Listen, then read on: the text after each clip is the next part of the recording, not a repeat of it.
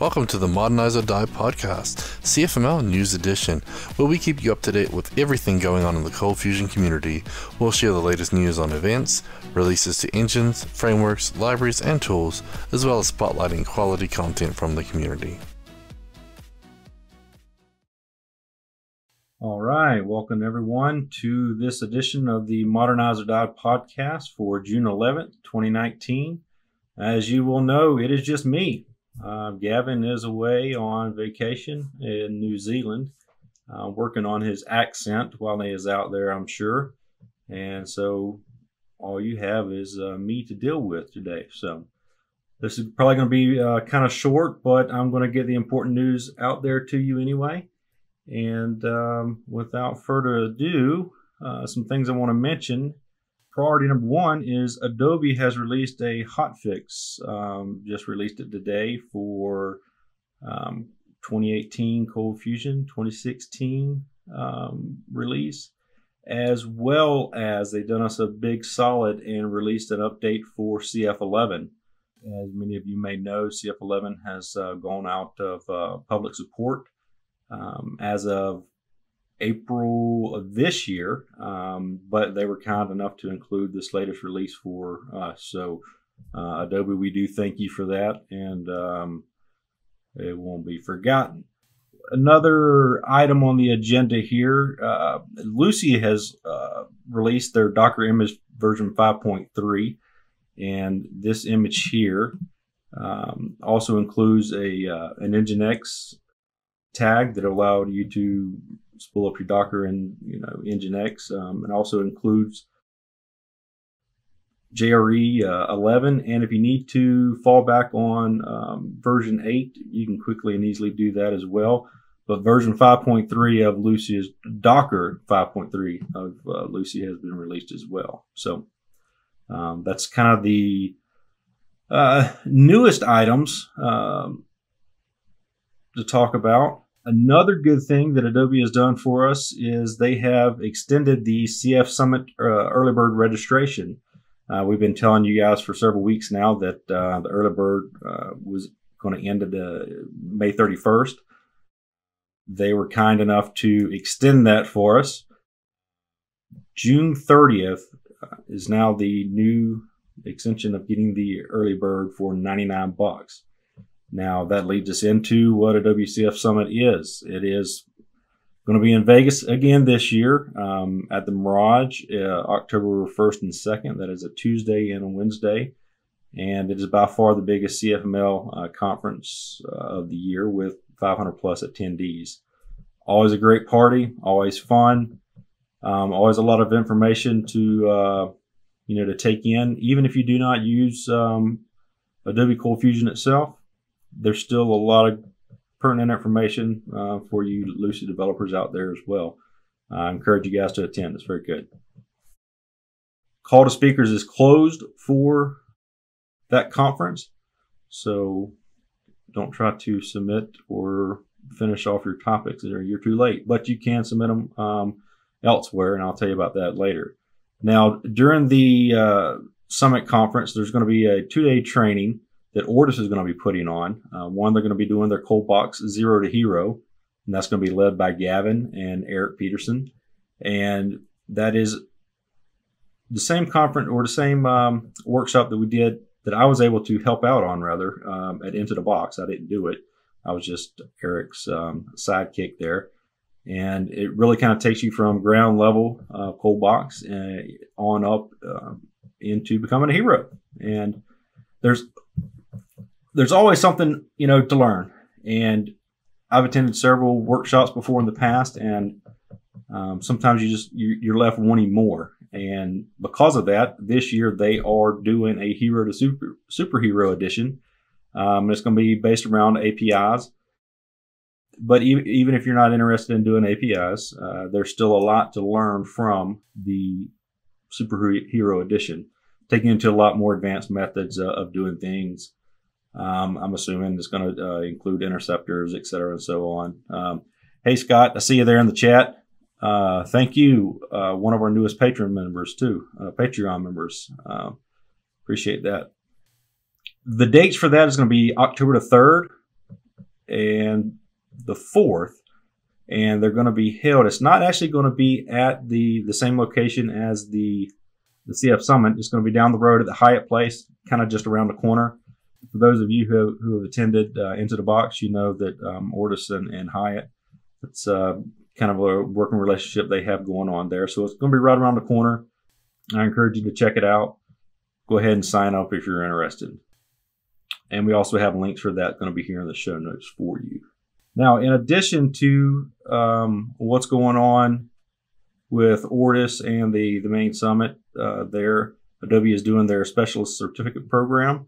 I'm not sure if they're extending the early bird special on that or not, but the price of that was $3.99. It's going to be going up.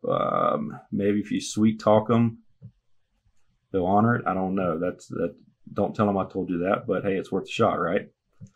Next thing I want to talk about is there's a boot camp going on in Bangalore, India. Ortus is putting on the 16th and 17th. And it's going to be a 2-day conference. It's going to be covering the Zero to Hero. Luis is going to be doing that. They're going to be building a Twitter clone. They call it Soapbox. And they'll be using all the same conventions that Ortus uses, the HMVC.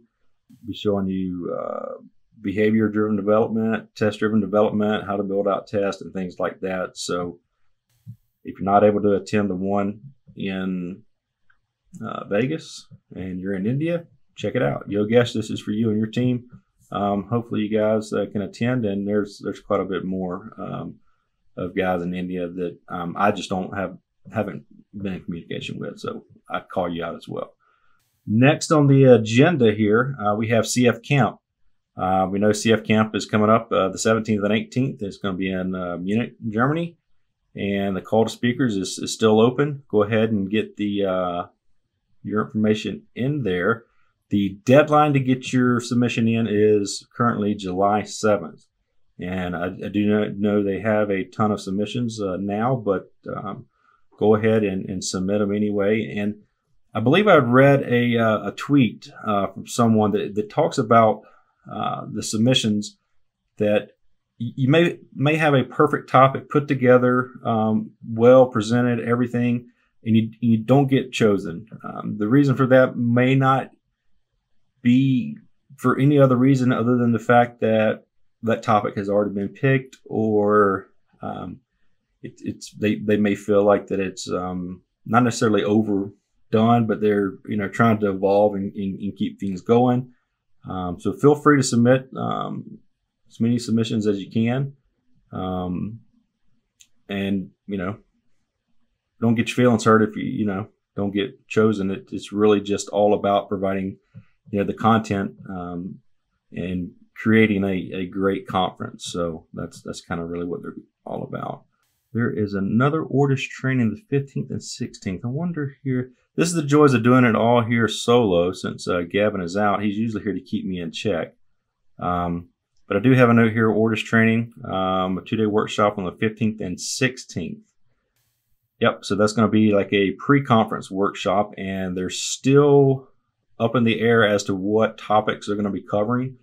So if you're going to be at CF Camp and you want to attend an Ortus workshop, you don't know what it's going to be about, but you have an idea what you would like to learn, reach out to Ortus, let them know, say, hey man, I'd really like to learn more about this, and this. And they'll see about putting a workshop together that meets the interests of those at CF Camp. So all right, this here brings us to the blogs, tweaks, and videos of the week. One of the best tweets I saw this morning here, honestly, in my opinion, was from Pete Freitag and Foundeo, giving a huge thanks and shout out to Adobe for their CF11 update. Like I mentioned earlier in the show, CF11 went out of public release in April of this year. And Gio, hey man, how you doing? Good seeing you. If you guys wondering what I'm doing and why I'm just talking randomly, these are guys here in the YouTube chat. It's nice to talk to somebody other than yourself sometimes.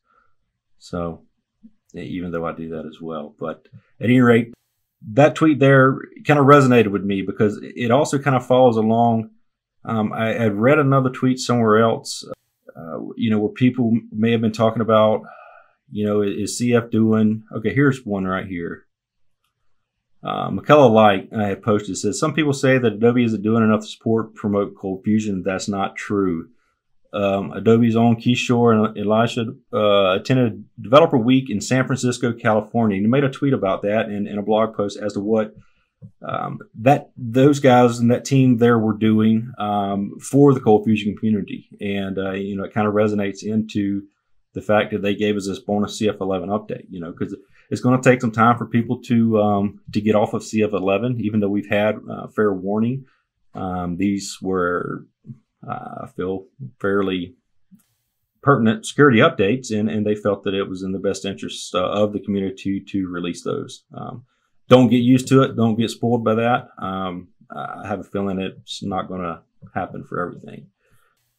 Also, McCullough Light, she's been putting out a lot of information and a lot of blog posts here. Another one that we'll have in the show notes was talking about, after 23 years and hundreds, if not thousands, of active programming languages, why is cold fusion still alive and thriving? And this blog post kind of goes into, the security aspects of things. This blog post in particular was actually posted, what is the date that I have here? Yesterday, on the 10th. And then today, what happened? Man, Adobe released a security update and even retroactive security update. So point proven, retroactively speaking. I mean, that's one of the best reasons why, my opinion, that and McCullough's opinion, and probably a lot of you, why CF is still alive and thriving today. They put their money where it should. Now, there is a long-term blogger that we've all read years past from Raymond Camden. And we haven't heard a lot from him in the CF realm much. It's been a while. He has been active, and I've seen him at a few conferences. He's now released a blog on the Fusion Reactor blog site, basically as a guest blogger, about his experiences using Fusion Reactor with cold fusion queries, and I'll include that link there. But it's good to hear from you, Ray, and I hope you're doing well, and our thoughts and prayers are still with you and your family. So, like I said, guys, this is going to be a kind of a short and sweet, just getting the information out there to you. Next we have is the ForgeBox module of the week. Now, this module here is called Request Bin. It is actually one that I have written a couple years ago, and you can get it at, just box install request bin, kind of like post bin or things like that. The idea behind this is, say you are working on a webhook or working, before I understood how to use the developer tools for, for building JavaScript API requests, there was a little bit of issue. But the biggest thing that I use it for is, like, when you're rooted into an application, you need to send a HTTP post to another server, right? But you don't know exactly what you're sending all the time. I have a lot of endpoints that I access to, and they need a specific structure. Well, without seeing what they're getting, you don't really know if you're formatting things properly, So this request bin module would allow you to post, and it's a developer tool only. Don't install it in production because it will write logs to, your machine and things like that. But it then allows you to come back and see, okay, well, I made a HTTP post of this, and here is all the header information, the data, the payload, all that kind of good stuff is there, and it's logged for you. It allows you to troubleshoot things really simple. So check it out. It's, like I said, it's a couple years old. I haven't updated it in a couple years, but it all should work the same. And if you find that it works for you and there's some tweaks, submit a pull request, man. I would definitely appreciate it. It's and I hope it's beneficial to you as well. That's the biggest thing here. The next item on the agenda here was we are going to cover the VS Code hint, tips, and tricks of the week. This one right here is submitted by me. I did not write this one, but this one here is called Remote FS. And what I'm going to show you here real quick, like screen share. Remote FS. Can I make it bigger? Yes, I can indeed. Cool. So Remote FS is really like a remote file system for VS Code. And as everyone knows, everything in VS Code is stored in a JSON struct and allows you to do things from there. But you basically kind of create a struct like this. What I love about it is it does work with FTP and all those other items. You can store the username in there and omit the password. But if you're using SFTP or SSH or anything like that, and you have a private key, I encourage you to use that if you're going to be storing it and utilizing this this module. That way it'll automatically log you in and you can just rock on from there. I'm going to show it to you real quick. This right here is accessing a server. And I can see it has a spool up, get the cache, no big deal.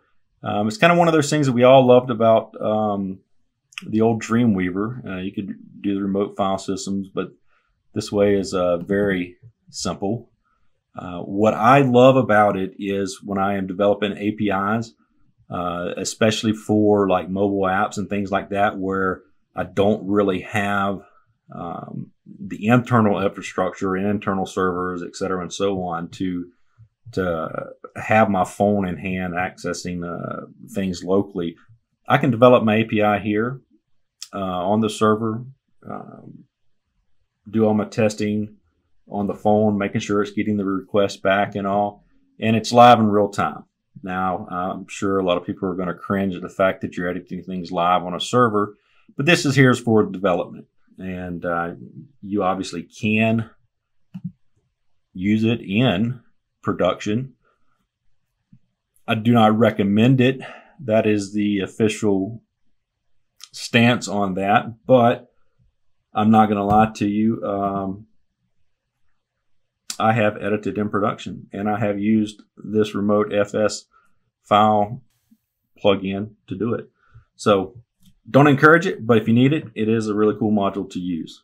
So, all right. And that here is going to bring us to the fun part of the day. And I am going to skip naming all of you guys because I don't have Gavin here to bail me out when I mess up. But I do want to thank our two newest Patreon members.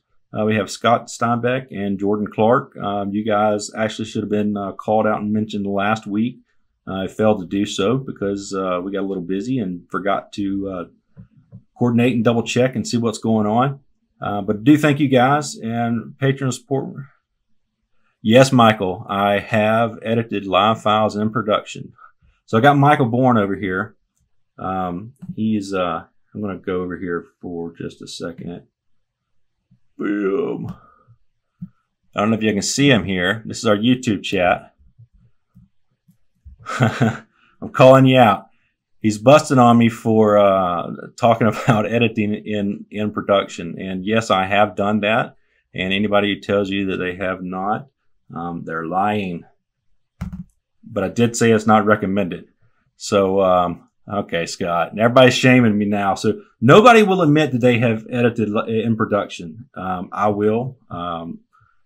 But I don't recommend it, okay, guys? So at any rate, this is pretty much all I have for you guys today. I do hope you join us next week. Yep, I hope you guys join us next week. I'm hoping Gavin's going to be with us. If not, Brad probably will be guest hosting with us. Brad is out with, I believe, church camp this week. It's summertime. Kids are off having a good time. Like I said, Gavin's off in New Zealand. And, yeah, Michael says he'll never admit it. Gavin's in New Zealand. He took his family over there. They're going to be there for a while. So if you are trying to get a hold of either Gavin or Brad and the time they respond in weird times, just be mindful they're off doing that this year. Yeah, so I mean that's it, guys. I hope it wasn't too horrible, and I'm not going to ramble on, but I do thank you guys for attending. Hope to see you next week.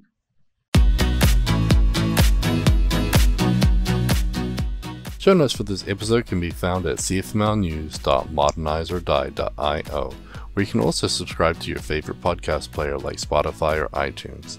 We also have the link to YouTube to find more videos just like this.